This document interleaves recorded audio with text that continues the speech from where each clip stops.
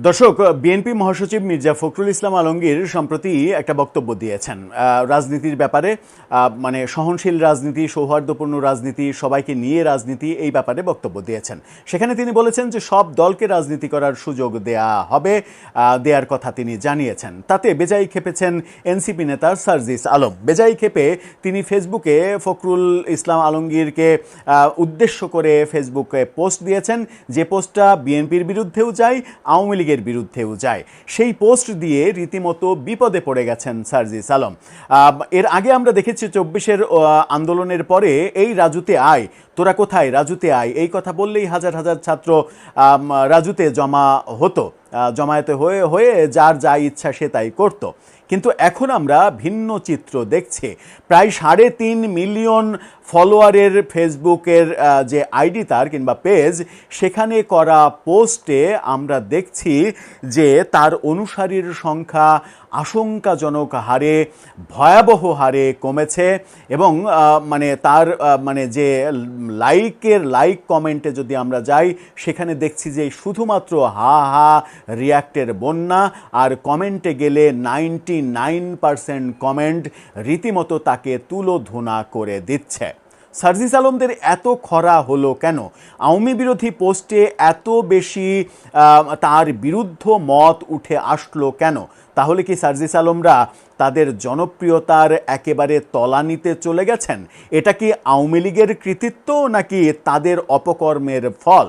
চলুন একটু বুঝে দেখি তার পোস্ট এবং তার কমেন্ট, রিয়াকশন, এগুলো নিয়ে তাদের অবস্থান প্রকৃতপক্ষে এখন কোথায়। মির্জা ফখরুল ইসলাম আলমগীরের একটা মন্তব্য এবং সেই মন্তব্যকে কেন্দ্র করে সার্জিস আলমের ফেসবুক পোস্ট এবং সেই পোস্ট দিয়ে রীতিমতো মানে বিপদে পড়ে যাওয়ার অবস্থা। মির্জা ফখরুল ঠিক কী বলেছিলেন? 71 টেলিভিশনের এই ফটোকার্ডটা দেখে নিন। সেখানে বলা হচ্ছে সব দলকে কর্মকাণ্ড চালানোর সুযোগ দিতে চায় মির্জা ফখরুল, অর্থাৎ রাজনীতি সবাইকে করতে দিতে চান। উদারনীতি, বিএনপি যদি এই উদারনীতি প্রতিষ্ঠিত করে তাহলে একটা খুবই ভালো ব্যাপার। তাতে বেজায় খেপেছেন সার্জিস। খেপে তিনি যে পোস্ট দিয়েছেন, তার পোস্টটা দেখে নিন। তিনি বলছেন, আজকে বিএনপি মহাসচিব বলেছেন সব দলকে কর্মকাণ্ড চালানোর সুযোগ দিতে চায়। আমরা স্পষ্ট জানতে চাই তাদের সব দলের মধ্যে আওয়ামী লীগ আছে কি না। অর্থাৎ মানে বিএনপির বিরুদ্ধেও পোস্ট হলো, আওয়ামী লীগের বিরুদ্ধেও পোস্ট হলো। মানে এই সব দলের সংজ্ঞার মধ্যে আওয়ামী লীগ আছে কিনা। আওয়ামী লীগকে কোনোভাবে সুযোগ দেওয়া যাবে না। আওয়ামী লীগকে সুযোগ দেওয়া যাবে না তার কর্মকাণ্ডের জন্যে, নাকি আওয়ামী লীগকে সুযোগ দিলে এনসিপি নেতাদের অস্তিত্ব বিলীন হয়ে যাবে এই ভয়ে? এই প্রশ্ন উঠেছে কেন? 24-এর 5 আগস্টে যখন আওয়ামী লীগ সরকার পতন হয়, তখন আওয়ামী লীগের জনপ্রিয়তা কিন্তু একেবারে তলানিতে নেমেছিল। কেউ ভাবেইনি যে আওয়ামী লীগ আরও 20 বছরের মধ্যে কামব্যাক করতে পারবে। কিন্তু 2 বছর না হতেই আওয়ামী লীগের মানে বিরুদ্ধে অবস্থান করা শক্তি এত বেশি আকাম কুকাম করে ফেলেছে যে আওয়ামী লীগকে প্রাসঙ্গিক মনে করেছে জনগণ, এবং জনগণ ভাবতে শুরু করেছে যে এর চাইতে আওয়ামী লীগই তো ভালো ছিল। এই যে অবস্থা, এই অবস্থা কিন্তু আওয়ামী লীগের কৃতিত্ব না। মানে এই আওয়ামী লীগ বিরোধী শক্তির যে অপকর্ম, দুর্নীতি, অপশাসন, এর কারণেই মূলত আওয়ামী লীগের গ্রহণযোগ্যতা এবং আওয়ামী লীগের মানে কি বলবো যে বাস্তবতা ভিন্ন হতে শুরু করেছে। তিনি যে পোস্ট দিয়েছেন, সেই পোস্টে যদি আমরা যাই তাহলে আমরা দেখতে পাই যে হা হা রিয়াক্টের এই স্ক্রিনশটটা দেখে নিন। সেই স্ক্রিনশটে আমরা দেখছি যে 70,000+ তার রিয়াকশান। সেই রিয়াকশানের মধ্যে 34,000 হা হা রিয়াক্ট, 33,000 লাইক, 1,000 মাত্র হচ্ছে লাভ রিয়াক্ট, এবং সাথে আমরা যখন এই স্ক্রিনশটটা নিই তখন 328 জন অ্যাংরি রিয়াক্ট। এখন যদি আমরা এই যে 1,000 লাভ রিয়াক্ট, তার মানে হচ্ছে যে তার এই পোস্টে 70,000+ মধ্যে মাত্র 1,000 মানুষ তাকে গ্রহণ করছে। এই হচ্ছে তাদের বাস্তবতা। 34,000 সরাসরি মানে হা হা রিয়াক্ট দিচ্ছে। আবার যদি আমরা মানে ইয়ের দিকে যাই, মানে তার কমেন্টের দিকে যাই, কমেন্টে আপনারা একটু লক্ষ্য করেন যে কমেন্ট প্রায় 30,000-এর বেশি কমেন্ট হয়েছে। কমেন্টের একটা মানে স্ক্রিনশট আপনাদেরকে দেখাতে চাই। এই স্ক্রিনশটটা দেখে নিন এবং কিছু কমেন্ট আপনাদের জন্য পড়তে চাই। তিনি পিন কমেন্ট করেছেন ওই মির্জা ফখরুলের বক্তব্য। এছাড়া যে কমেন্টগুলোর মধ্যে 99% কমেন্টই তাকে গালাগালি করা, তাকে তুচ্ছতাচ্ছিল্য করা এবং তার বিরুদ্ধে কথা বলা এবং আওয়ামী লীগের পক্ষে। এরকম অসহায় অবস্থা তাদের কেন হলো সেই প্রশ্নটা আমার মনেও বারবার উকি দিচ্ছে। কমেন্টগুলো একটু পড়ি নাম না বলে। তার কমেন্টের মধ্যে রয়েছে, কেন আওয়ামী লীগকে রাজনীতি করতে দিবা না ভাইয়া? দেশটা তো আওয়ামী লীগের, আস্তে ভাতিজা, তোমার হ্যান্ডা পাইকারি দামে ভাঙ্গা হবে, ফারুকি পালায় গিয়ে বাঁচল। আওয়ামী লীগ কেন নয়, তার তোদের কেন এত ভয়? তোরা পাকিস্তানি, আরও একটা গালি আছে, গালিটা দিচ্ছি না আমি, নিশ্চয় নিশ্চয়।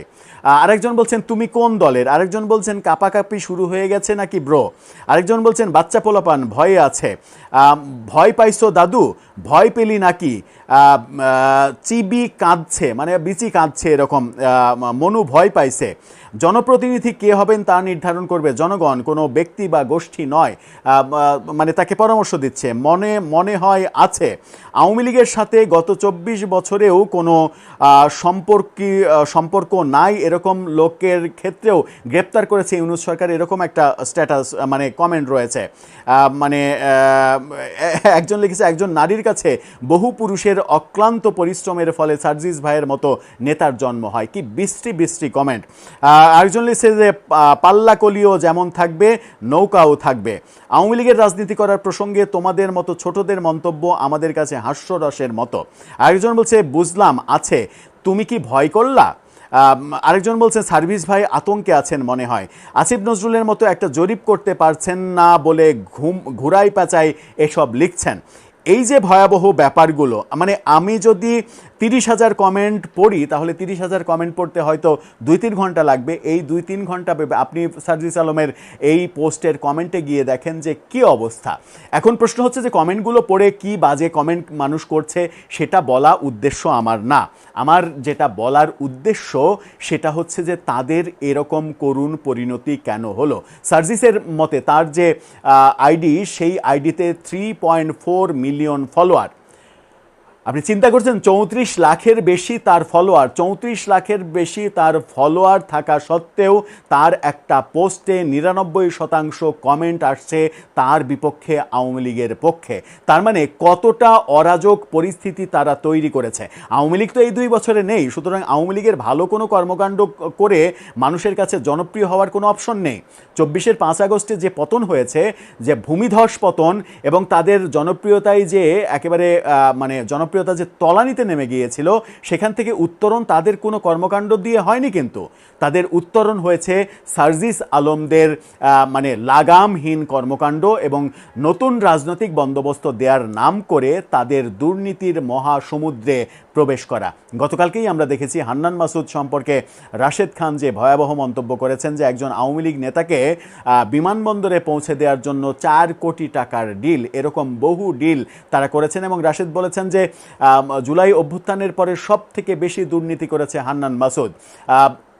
এই যে অভিযোগগুলো, মানে প্রাডো গাড়ি কোথায় থেকে আসছে, মার্সিডিজ কোথায় থেকে আসছে, দামি দামি গাড়ি কোত্থেকে আসছে, প্রতিদিন পাঞ্জাবির ডিজাইন আপনি চেঞ্জ করছেন কিভাবে, একটা পাঞ্জাবির দাম 12, 14, 15 হাজার টাকা হলে এই পাঞ্জাবির টাকা কোত্থেকে আসছে, 150 গাড়ি নিয়ে শোডাউন করার টাকা কোত্থেকে আসছে, টাকার অভাবে হলের গণরুমে থেকে ছাত্রলীগ করতে বাধ্য হওয়া ছেলে কিভাবে জমিদারের নাতি হয়ে গেল, কিভাবে হোটেল ইন্টারকন্টিনেন্টালে ইফতার পার্টির আয়োজন করে 1,500 লোক নিয়ে, যেখানে একজনের ইফতার করতে 10,000 টাকা খরচ হয়।